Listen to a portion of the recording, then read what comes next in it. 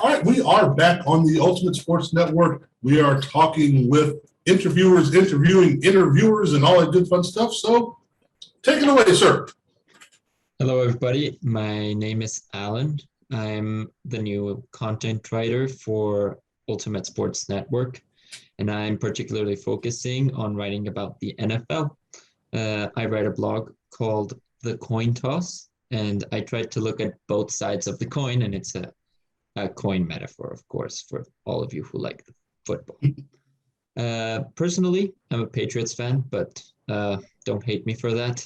I love writing about any team, and I'm happy just to share my passion with you to write about things I love, and hopefully to give you another side of classic media, what classic media gives. And to give a little spin to the coin toss, you're talking about sides of the coin. Yeah. Just as something unique about yourself, where are you calling from today? Yeah, I'm calling from Mexico City. Yeah. So I'm sure people are going to say, what does he know about the NFL in Mexico City? Enlighten us, please. Okay, well, football is very big here in Mexico. Every Sunday, there are broadcasts. A lot of networks always put football as one of the main sports here, and there's a huge fan base all across Latin America for all teams, but mostly people root for the successful teams, Cowboys, Steelers, Packers, Raiders, Dolphins. Those are the most famous teams around here, and people root for them. But there's a big market here, and people love football here. It's just like any other sport here, and people are very passionate about it. I even have some friends that play football here in Mexico, and they want to go pro. And it's amazing to see people joining the NFL from everywhere, and it's cool to see that. And hopefully, they can make it richer.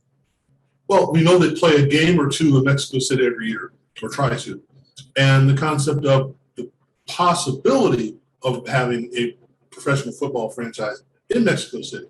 Now, we don't want to dwell on that, but is that something that's feasible to you, or is that still a ways down the road? Could they support a team in Mexico City? Well, I don't know. I'd love to have a Mexico City NFL team, and for example, I've heard that London is also an option, and London is way further than Mexico. It's like a 7-hour flight or something like that, and well, for most teams, Mexico is in the regional neighborhood, so maybe they could take the flight, and it would certainly make things interesting because Mexico City is around 2,000 meters high, which is 6,000 feet.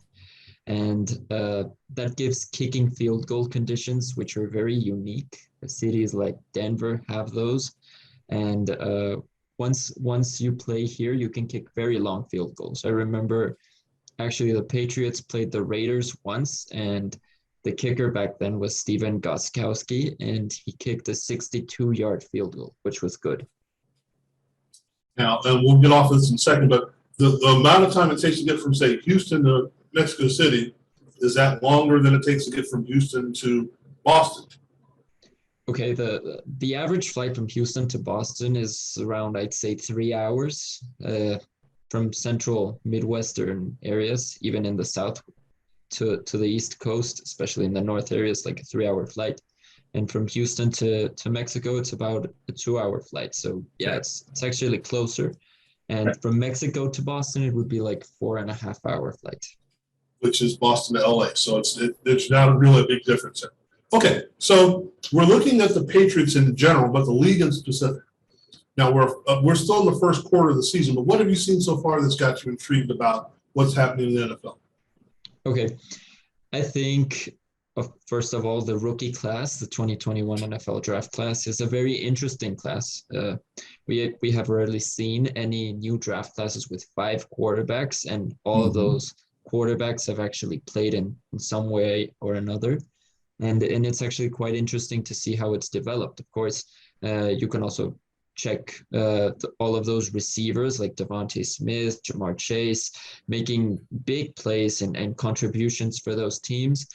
And on the defensive side of the ball, it's very interesting what every franchise is taking a looking like, sorry. And for the week so far, well, it's always surprising how one team can beat another. An 0-3 team can beat an 8-0, a 3-0 team. Sorry, and it's easy because the league is so balanced, so level that it's very difficult to win games, and sometimes they're just great to see, and it's a very balanced league. Well, we were talking on a show earlier about the Jets beating the Titans, which you wouldn't expect that to happen if you're handicapping the league. So as we're looking at things going on, there's a lot of flux in a lot of these teams. You mentioned the young quarterbacks playing, and would they have played or were they going to play later? Justin Fields playing in Chicago and now being named a starter. Trey Lance getting some run in San Francisco, and we all know the history of Jimmy Garoppolo and whether he's going to stay healthy or not. There's another one that maybe we weren't going to see this year, or at least see this early. What other rookies have stood out to you when, yeah, this guy's really he's got it figured out already? Okay, I would say the most contributing rookies I've seen are receivers. I've noticed that Chase is very explosive, makes very big catches, chunk plays, yardage, touchdowns. And also Jalen Waddle has had like 20 plus catches so far, which is a lot of catches for a rookie receiver, despite only playing with Tua for a game and a quarter. It's been also the chemistry between him and Brissett, or any quarterback that's at Miami's helm. So it's definitely very interesting to see that impact. I'm a bit underwhelmed personally by Kyle Pitts. They were hyping him a lot, and the production hasn't been that amazing. But well, it's just 4 games so far. Right. So yeah, and they're getting used to each other. I'm like Micah Parsons with the Cowboys. I didn't expect that out of him, so that's pretty good. That defense has been surprisingly good, and Trevon Diggs having a comeback year. Right. Some people were saying that they should have drafted Surtain, but the Broncos and the Panthers beat them. So they took Parsons, and it looks good. I'm not entirely sure that Jalen Smith releasing move was good. And now, a little soon. Yeah. But then again, I don't run the team, so what do I know? Yeah. And if Keanu Neal can do his jobs, then so be it. Yep. We'll see. All right. So looking around the league, what teams right now, and again, it's still early, what team is surprising you well, because they're playing well? What team has surprised you that's been, we expected more from them? Okay, I definitely think that a surprise for all of us is the only undefeated team that's left, the Cardinals. They are playing very, very well, and they crushed the Rams. I believe that offensive display on Sunday was one of the best I've ever seen. I believe a defense with the talent the Rams has should have played better. I mean, Donald did nothing, Ramsey nothing. Other players like Leonard Floyd frustrated all along the game, and Murray is just so mobile, so agile, so difficult to sack that if the passing game is shut down, he'll just beat you with his legs, beat you with his arms.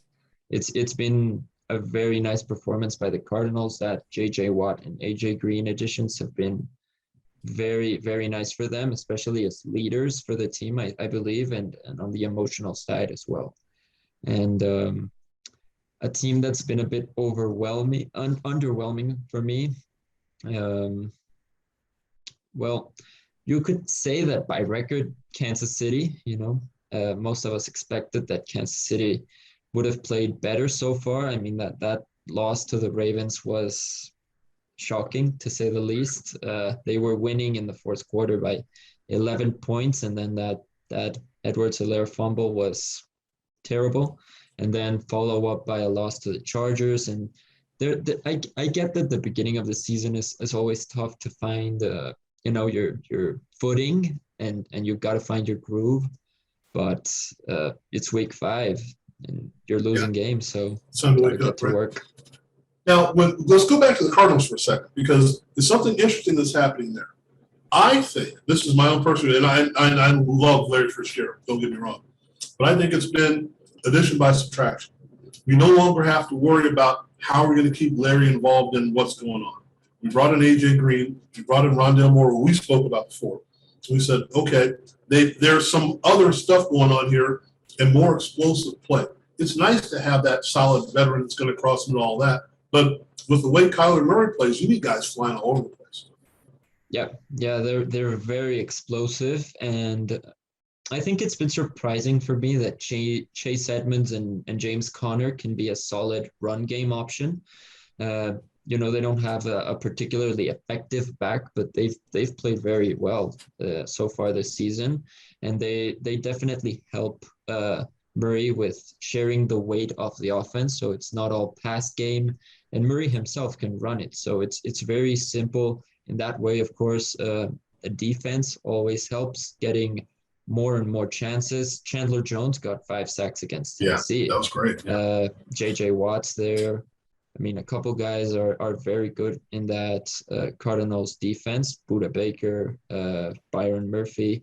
Many of those guys can ball out and give that offense a chance. And, well, they're taking shots downfield because they can do it. They get the ball so many times a game that they can do it. Well, I think with the way they spread the field, James Conner is a one-cut runner, so that makes it easy. Get the ball, go straight ahead, because there's space for him to go to. Now, when you mention the Chiefs, I think what's interesting there is does it seem like anyone's concerned about the Chiefs? No, because isn't that weird? No, because they're the Chiefs. In my opinion, they're the most dominating offense there is. I mean, you just saw Tyreek Hill go out there, catch it 11 times, Yeah. 189 yards, 3 touchdowns. I mean, they did whatever they wanted to that Eagles defense. And of course, that Eagles defense is a bit lackluster, but they still had a field day. They had a walk in the park, and that's what you expect. That defense, though, that's so bad so far, and it's gonna have teams. If the Eagles manage to score 30 against the Chiefs, imagine a better offense. But the Chiefs' offensive power can make it a run. It's just a matter of it. We were talking about the Super Bowl last year, and my thought was, it really doesn't matter what the Buccaneers do. They could play an almost perfect game, but for 3 or 4 plays, if their defense isn't perfect, they can get shredded by the Chiefs. So I think we expect that to happen, but it kind of reminds me when we go back, and I'm going to take it way back for you, when we had the greatest show on turf with the St. Louis Rams. We just expected them to roll like that for 3 or 4 or 5 or 6 years. And the roll ended a lot more abruptly than we thought, because it's just like, wow, you can't just do this all the time. We're going to figure out. And I don't know if people have figured the Chiefs out yet, but it's kind of that, okay, we're going to take away this, we're going to take away that, and then Edwards-Helaire's got to beat us. Or, anybody other than Kelsey or Tyreek Hill, someone else is going to have to beat us. Pringle's going to have to beat us, something like that.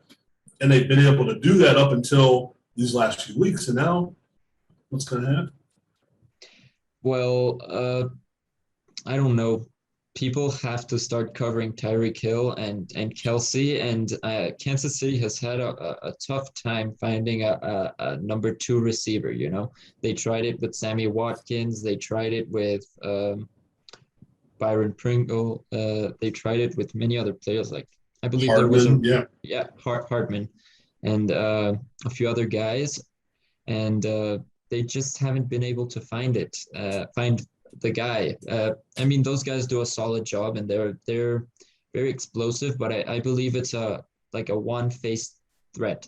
I mean, both Hardman and Pringle are the same type of receiver, right? Type of receiver that Hill is. I mean, speedsters, small, They can easily get past the defense, but they're not like big bodied Right. receivers like Mike Evans, Terrence Marshall. I feel he would have been very, very good with the Chiefs. Which is why they brought in Josh Gordon. Yeah. And that will be that could be the most interesting pickup of the millennium.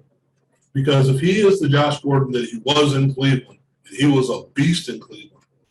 And I know it's been 105 years since he's played regularly. I get that. And if he's still on the straight and narrow, which who knows.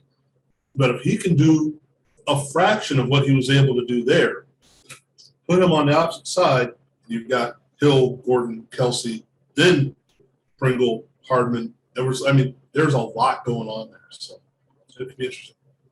Yeah. All right. Before we go, because I know we're both cut up short on time. Who do you like tonight? Excuse me. Can you? Who do you like in the Thursday night game? I'm taking the Rams because they're a Super Bowl favorite. I mean, my Super Bowl personally, I have the Ravens and the Rams. That's like my matchup. But the Ravens have had so many injuries. But Jackson's finally learning to pass. But I'm going back to that Thursday night game tonight. The Seahawks are playing good. They beat the Niners. That's a good divisional win for them. But the Rams can't lose twice. That loss must have hurt a lot, and they're going to do everything in their power to win. Okay. And real quick, where can people find you other than just on the Ultimate Sports Network? Or you can plug that too if you want. You can find me on Twitter. My name is Waizel Allen, Waizel, and my name, Allen. And you can find me there, and you can also find me on LinkedIn. Okay. Well, thank you very much. This has been fun. We will catch up with you more. We're going to spread it out there. People can find us and find Alan on the Ultimate Sports Network. Thank you very much. Right. Thank you. Have a good one. Thanks.